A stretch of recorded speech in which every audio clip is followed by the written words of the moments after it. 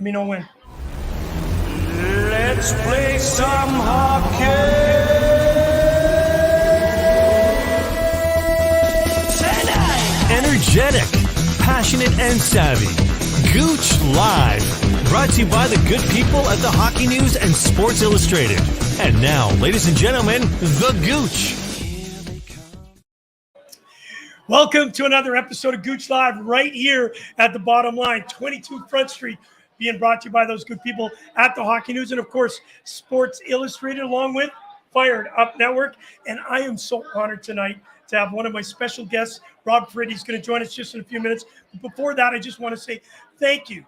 Thank you for taking time out to be with us. But you know what? You can be part of the live audience. I'm telling you what, I got beautiful people in this studio tonight. I'm so honored and happy to have them here, and you can be down here. Listen, starting March 21st to March 25th, we're hosting a contest that you can win free tickets. I said free tickets to the Florida Panther game against the Toronto Maple Leafs. You can be a part of it and be part of our studio audience. So make sure you check it out. All we need you to do is like us, like Molson's Canadian, like the Bottom Line, and of course come down and eat some chicken wings. And we'll let you in. All right, ladies and gentlemen, you've been waiting for them. It's Leafs night. It's the Toronto Maple Leafs taking on the Vancouver Canucks, and I got the specialist about grit on a team. I got Rob Frid. Robbie, what's going on? How you doing, Gouche? Thanks for having me. What a great night here tonight. It's fantastic. Look at how full this place is. Yeah, it's always a great evening and a great pre-game show that you do for the Toronto Maple Leafs. Well, thank you. As it is tonight, the Toronto Maple Leafs taking on the Vancouver Canucks. I wanted to talk to you about it. When we look at your resume, professional hockey player, came through the London Knights, one of the favorites, obviously, with the Knights. You not only played there in 1992 to 1995, but there's a statistic that I have to bring up, and the statistic is this. In 1994, 51 games played, 16 goals, 16 assists for 32 points. You can play. There's no question. 216 minutes in the penalty box. Talk to us about being not only a very talented hockey player, but then being that enforcer that you were for your London Knight group. Yeah, no, Kerry, I love London. You know that, an amazing place to play. And that year, I got a lot of good ice time and played with Jason Allison and Dave Gilmore, some really good players in London, and just used my heart and drove the net, Gouche. You know that. Go to the net hard and you're going to get some goals. I'm not sure that was my style, go to the net hard. I never liked the corner that was on the rink, and I certainly was one of those muckers, but I had a little bit of talent, and I needed guys like you take care of me, to be quite honest with you. And a lot of people forget how important your role was to take care of those stars that were necessary to score the goals. You just make sure the peripheral was taken care of, and you did a great job. Listen, Thanks, you played around. You've been in the East Coast League. You also played in the Central Hockey League. And here's another stat to tell you that he's not only a good hockey player. A lot of people forget when you hear these penalty minute numbers, all you think is that he's a goon and he can't play. That's certainly not true here. In the Central, in 1999-2000, 47 games played, 8 goals, 8 assists, 16 points. You amassed 297 penalty minutes. And the reason why I bring that up is not to create controversy about being a tough guy versus a skill level player, because we are exactly in the middle of that. What's important is that you played the game hard, gritty, tough, and you did everything for your teammates. Yeah, well, I was a role player. I took pride in protecting my teammates, Kerry, and I'm blessed for that. And I was given that gifted heart, that talent to keep working and play that role. And that's what I hope Toronto does tonight. Digs a little deep and gets gritty, right? Because that's what we're going to need come playoff time. Well, we're going to get deeper into the gritty part of the game. But listen, it came with a price, Rob, and we won't get too deep into it tonight. I know that I've already stated that I'd love to have you on a personal show where we can get into know the Rob Frid and obviously the trials and tribulations that you've gone through, being that type of player, being that type of teammate, and giving that to the fans where everybody idolized you as you were doing it. But once the lights turned off, things changed. And obviously we know that you deal with dystonia, is it called? Yeah, dystonia, neuromuscular. You've got severe severed ulnar nerves, and of course, the one that we're all working towards, making sure we take care of CTE, chronic traumatic encephalopathy. I know that you deal with that on a daily basis. We're not going to talk specifically about that yet. We're going to have a personal show on that. But that grit and that hard-nosed game that you played helped create some of these after the game. Talk to me about what the Leafs are missing when we talk about a team that just doesn't have grit and sandpaper. Yeah, well, I think that the Toronto organization in whole, Carey, has grit and determination. It's just being able. It's been a difficult year with COVID and guys battling injuries and that to get some role players maybe getting some time up with the big team too. So I do believe that there is a few missing links. We're seeing Nick Robertson come up again tonight, and hopefully he has a great night. But I'd still like to see maybe even Richard Clune come up for a weekend, or a Curtis Douglas to come in and fill that role and get the forecheck going, and just showing everybody that the Leafs won't be pushed around, and we do have a team to get to the Stanley Cup final, and I believe win. But of course, that means you're showing your blue and white colors. Always, yeah. Thin and thin, thick and thin. Yeah, I've always been a Leaf fan there. All right, it's always great to have a producer who's asking me, what am I doing with my hands? I was just trying to direct traffic a little bit. Let's talk about something that one of the players that was brought here to give us that sandpaper, as everybody thinks sometimes I'm very critical of the Leafs. Everybody knows that I love hockey first. I'm a huge Winnipeg Jets fan, of course. But more importantly, I want to see the Toronto Maple Leafs to be successful, not only in this market, but it is great and important for the National Hockey League to have a strong team in Toronto that can go deep into playoffs, get out of that first round blues, and possibly challenge for a Stanley Cup. It not only will help my good friend here, Wayne Cowley at the bottom line, where you see tonight, it's absolutely rocking, but it's also good for the league to have a team that is an iconic team, but also mostly represented not only in Toronto, but anywhere in North America, anywhere in Europe. And when I go down to Australia, New Zealand, the number one jersey I see are the Toronto Maple Leafs. Talk to me about that. Obviously, they brought Wayne Simmonds in to be that grit and sandpaper. He came out with a really good bang a couple of years ago. Obviously, he got hurt, and it just seems that he's never been the same. I love him. It's his 1,000th game. 1,000 games in the National Hockey League. A warrior. Yeah. A warrior. Yep. He's the guy that they're looking for. Talk to me about that. Well, obviously Wayne, and congrats to him and his 1,000 game. And I remember watching him in Owen Sound back in the OHL, Gouche, back in the day. And just to play that many games, right? And we all know what Wayne Simmonds can do, but he needs a supporting cast, right? And that's what I think needs to happen. He's a good voice in the dressing room. Yep. He can lead by example on the ice, but I don't think he can do it by himself, right? And he needs that help. And it's somebody's going to have to step up, a few players, and just start playing a bit more physical and getting in on the forecheck. We saw it in Buffalo the other night, and I thought Buffalo outplayed them and really just went to those dirty areas. And that's what Toronto needs to get back to and get to. We are with Rob Frid. One of my favorites, a guy that's gone through a lot of challenges, but I'll tell you what, we are so honored to have you here today. You're very articulate when you're speaking about the game we both love. One of the things that I wanted to talk to you about is the fact that you know that you took care of a bunch of players.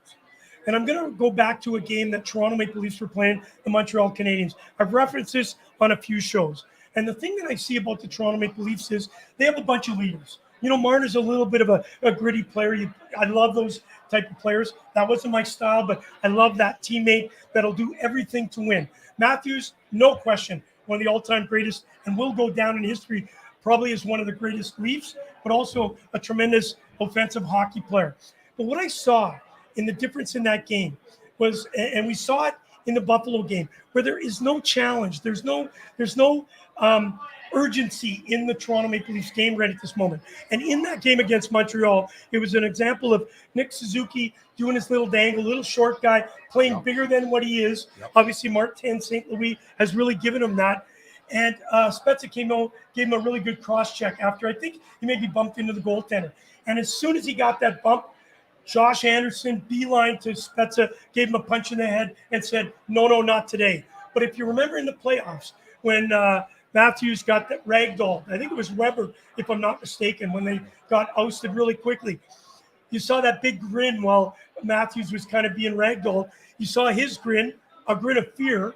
Not one player on the ice went and challenged. And even after the game, that shift was done, nobody challenged Weber to say, no, you don't touch our captain. You don't do that. That's what I think the Toronto Maple Leafs are missing. Maybe a little bit on the back end. When I get Jordan up here, we'll talk about the goaltender controversy that's brewing. But as one of those, I don't want to call you enforcer. I want to call you the policeman out there. Yeah. What are your thoughts on that?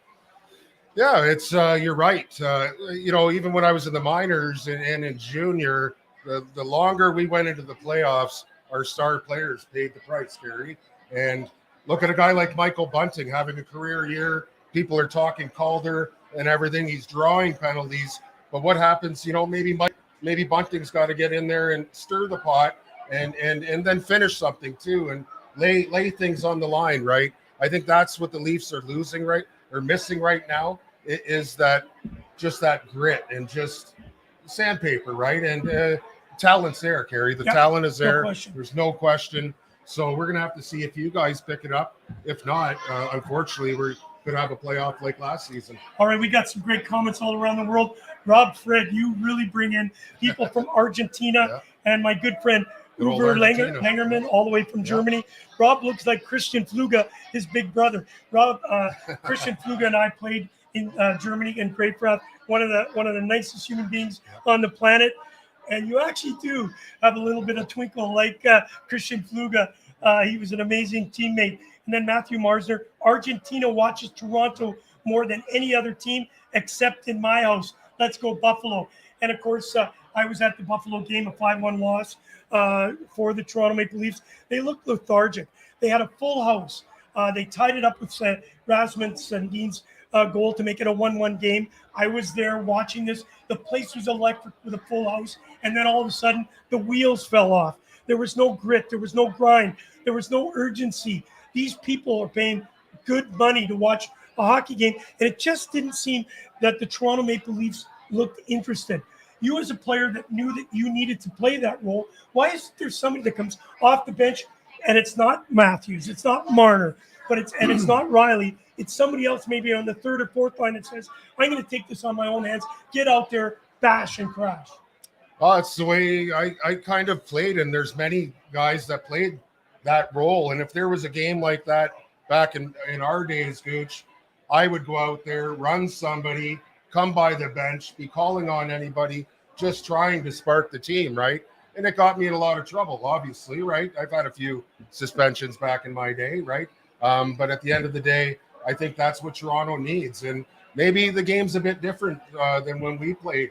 I don't know. But the longer that we get into the season and into the playoffs, I think we're going to have to see some of that heart and that desire to really make something happen. And if you get thrown out, big deal. It's just a wake-up call. And going to get in the news somehow, Kerry. Rob Frid, one of my favorites, but now one of the favorites in Argentina.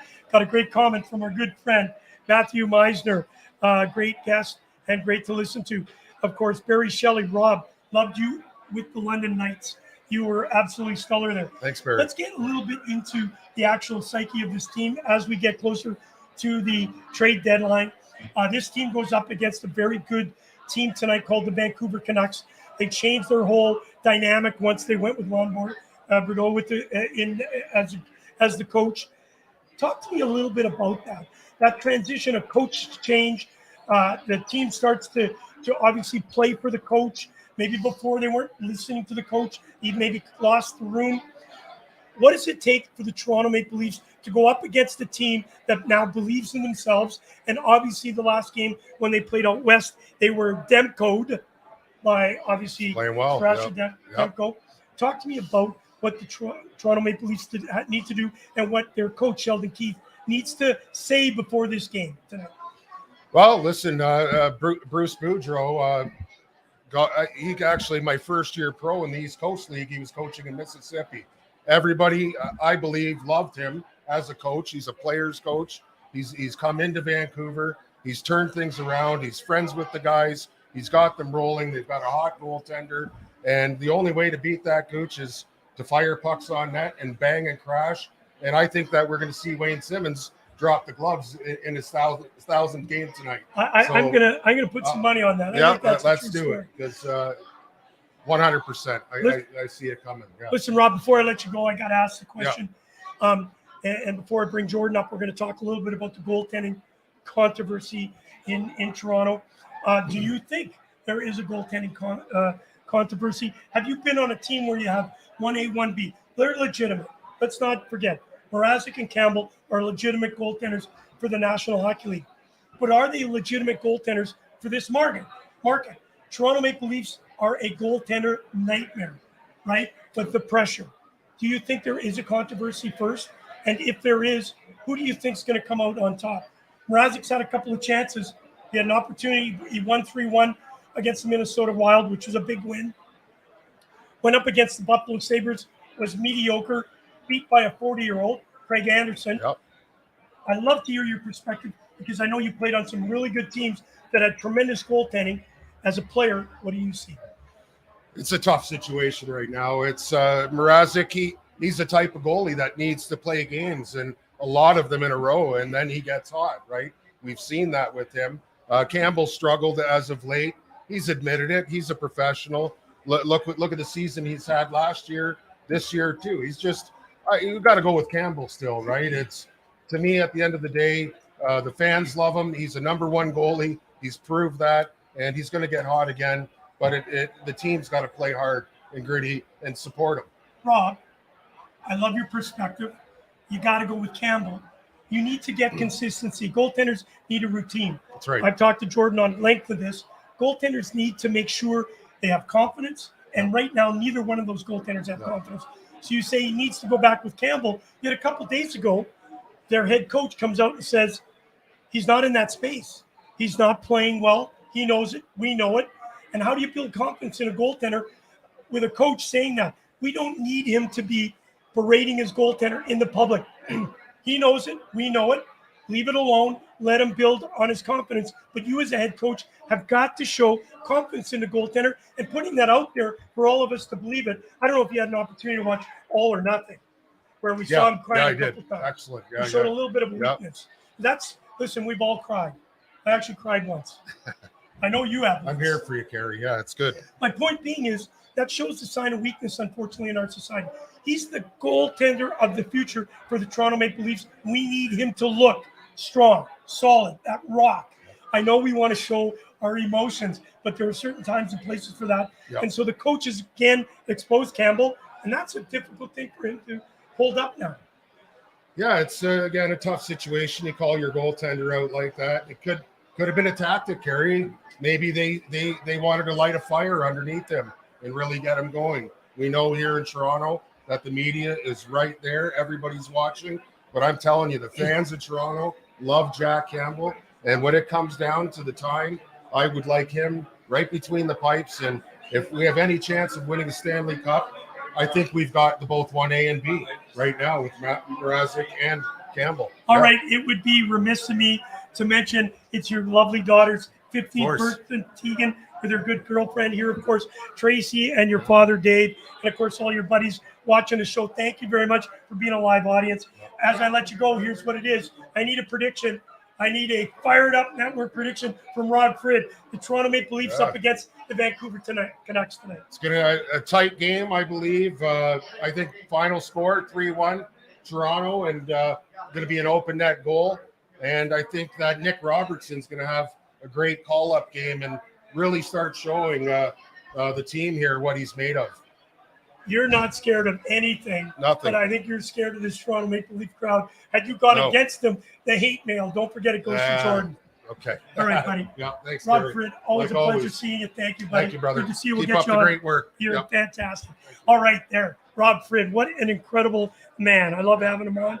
And next week, we're going to have an opportunity to sit down with Rob Frid, and we're going to talk about the trials and tribulations, not only with concussions, battling CTE, and all of those things that are surrounded by being that gritty and that tough player who played not only for his team, but also for the fans. All right, listen, I'm going to change the topic a little bit. we're going to go to goaltending. Yes, we are. We're going to goaltending. We've gone from one of the tough guys to one of the nice guys, Jordan LaRoche, the producer. How you doing, buddy? Not too bad. It was great to have Rob Frid on. I mean, we always love his company, having him around the bottom line. Well, and it's great to have the family here. And now, of course, Claire, your beautiful girlfriend's here in the audience. You can come down, too.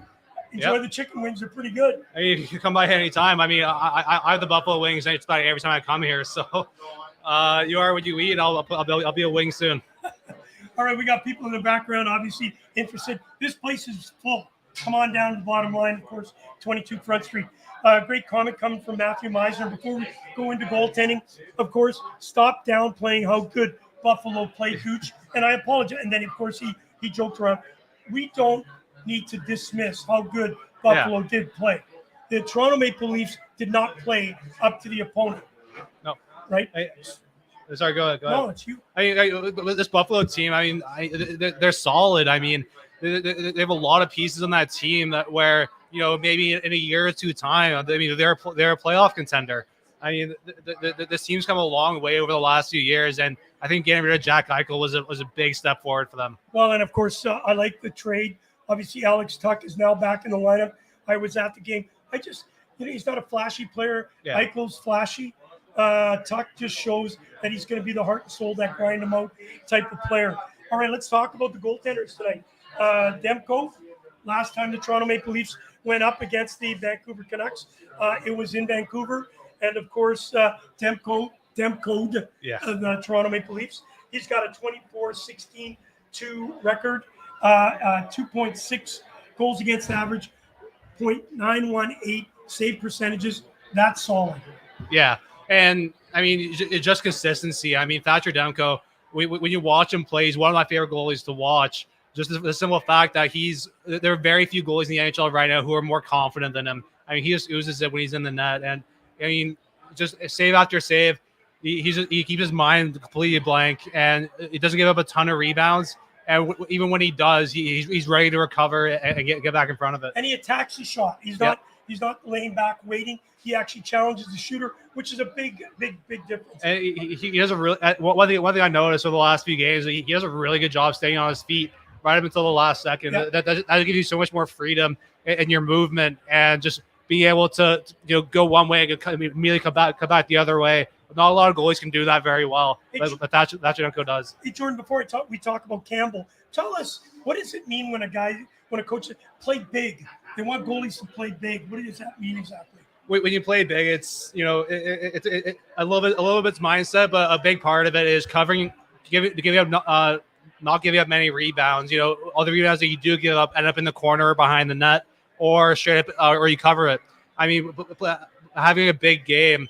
It really comes down to how well you control your rebounds. That is definitely the biggest thing for these goalies. And that certainly helps the defense. It may be not at the top of its game. All right, let's get to Campbell. Listen, his numbers aren't bad. I know I'm talking about controversy. 23-8-4, 2.57 goals against average, 0.917. We're saying how great Demko is, but Campbell's numbers are right there. Yeah, but Campbell's been really struggling over the last little bit. I mean, you just look at some of the games he's been in, that 10-7 loss to Detroit.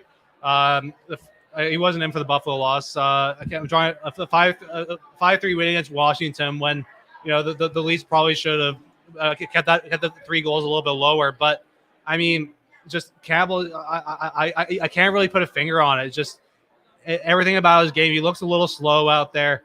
He's just not really where he needs to be. And, it's kind of weird. We see this transition from, we going into the season, we thought Campbell, he was going to be the guy, but Peter Mrazek's going to be close on his tail. Then Mrazek gets hurt, and then Campbell just has an incredible 2-3 month span there, and then just immediately just kind of regressed back to where he was kind of towards the start of his career, but as a backup in LA.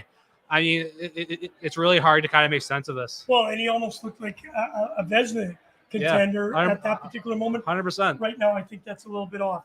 All right, as we run down the show, talk to me a little bit about what you see this Toronto Maple Leaf needing to do tonight against the Vancouver Canucks. I know we talked with Rob Frid. Of course, it's Wayne Simmonds thousands game. He's saying that Wayne's going to come out and maybe be a little bit more physical. He thinks he's going to drop the gloves. Is that something that the Toronto Maple Leafs can build on if their gritty player comes out and says, hey, guys, it's time. This is our building.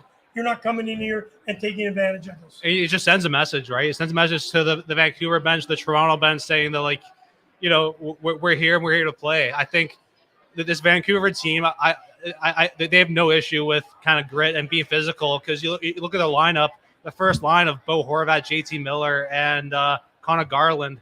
I mean, those are three good two-way guys who have no issue playing the body or scrapping it up a little bit. I really like that lineup against the Matthews line. The Matthews line was really bad in the game against Buffalo. Almost invisible. So they are going to have to step it up. But I just have this gut feeling Vancouver has the edge tonight. And that first line from Vancouver that you mentioned, they played big. They're not the biggest line in the league, but I'll tell you what, Boudreau's got them playing bigger than what they are. Very similar to when we look at what's going on in Montreal with Caulfield and, of course, Suzuki. All right, it's time. Obviously, we're here at the bottom line, 22 Front Street, slap shot away from the Hockey Hall of Fame, only a stone throw away from Scotiabank Center, where the Toronto Maple Leafs take on the Vancouver Canucks. So it's fired up time. It's time for us to make predictions. Do you want to go first? Or you want me to give my little prediction? I've been going first a lot. Why don't you go first? Okay, hang on a second. Carry the one. I'm going to agree with your father. I know he's coming in all the way from Thailand. It's going to be a 5-3 loss to the Vancouver Canucks. And the reason I say that, it's either going to go that or Toronto is going to win this handily. It's going to be Jack Campbell. It's his night to win. If he can get in that first period, get a couple of big saves, get the team to build around it, get Wayne Simmonds to do what Rob Frid thinks he's going to do to electrify that fan, it's going to be a full house. And again, I said it on our last show, that full house can also be a disadvantage. If you play as poorly as you did against the Buffalo Sabres, and yes, Matthew, the Buffalo Sabres will full mark for that win, it certainly can make a difference to you when they start turning against you. I am kind of on the same wavelength there. I just think the defense and goaltending wins games, and Vancouver has the edge in both of those.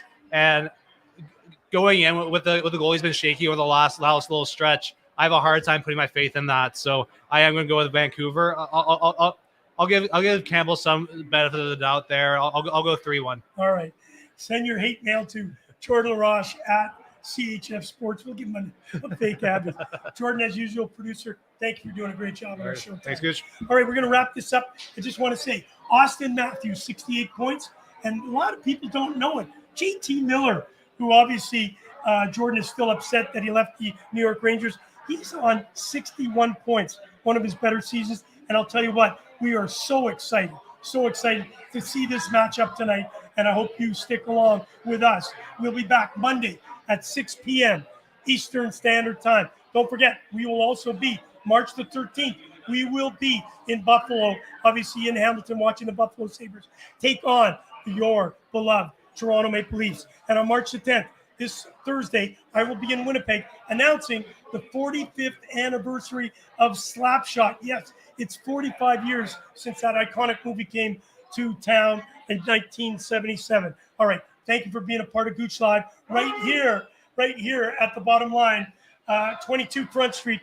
We will see you next week, brought to you by those good people at the Hockey News and Fired Up Network. You've been listening to Gouche Live with your host, Kerry Goulet, better known as The Gooch, brought to you by the Hockey News and Sports Illustrated.